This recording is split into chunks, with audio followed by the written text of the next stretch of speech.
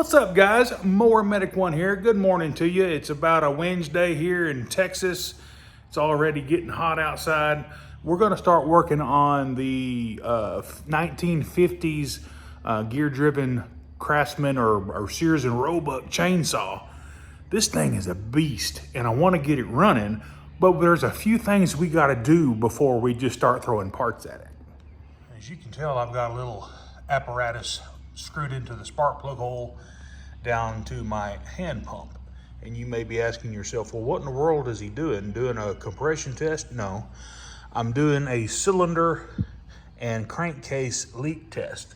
Now this engine doesn't really have a muffler, it's just got a diffuser with slots cut in it. So what you need to do, you need to remove these screws, and then you need to block the exhaust port off with a piece of rubber like I've got here, and I've got a bag over the gas and the oil tanks because we're gonna have to flip this saw upside down, and I don't want all the oil and the gas leaking out.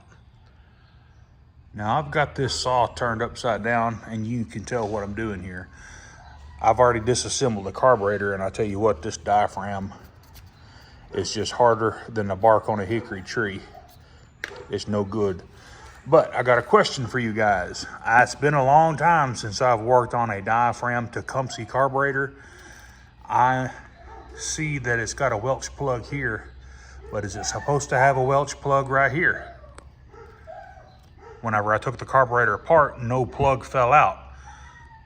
So we've got the carburetor, we've got the manifold, and right behind this manifold is the reed block, and I've got it blocked off with a rubber pad as well. And you don't have to tighten it so tight that it just disintegrates your piece of rubber. But the idea is just to get this port blocked off, so whenever you do your test, you don't have any leaks. Alrighty, I've got my pressure gauge hooked up, and we're gonna pull about, or I'm gonna pressure this crankcase up to about half a bar.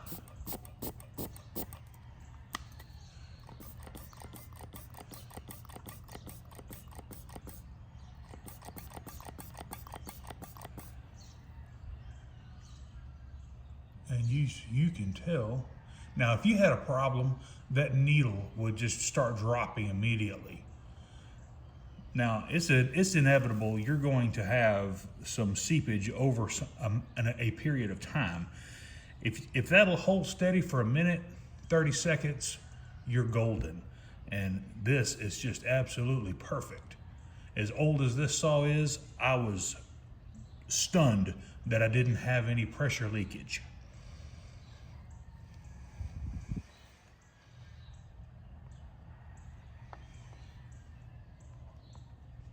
All right, I'm gonna switch my gauge to vacuum, and let's pull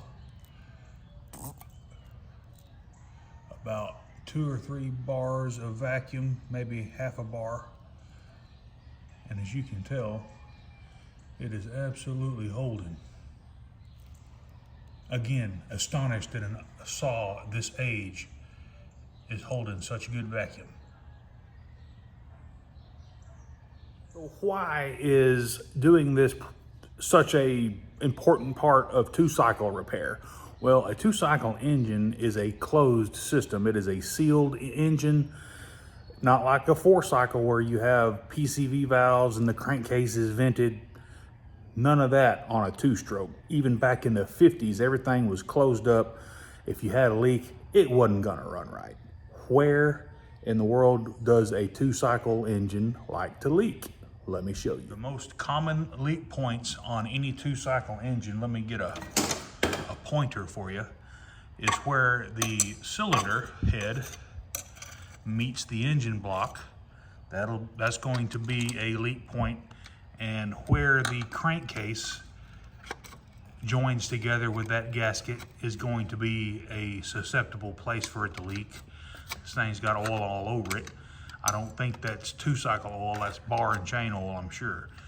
But another place for a 2-cycle to leak, crankshaft seals. You got one on the PTO side, and you have one on the starter side, way up under there. those crank seals can sometimes be a pain to replace if they're even available anymore. But I get this question, or I get this comment all the time. Oh, Mower Medic, you can't pressure test a 2-cycle engine through the spark plug hole. All you're doing is testing the leak point between the piston and the top of the cylinder head. No, you're not. Whenever you go to pressure that thing up, it pushes that piston down past those transfer ports, and you can do everything, this top and the bottom, with going through the spark plug hole. You can put a test port in the exhaust if you wanted to.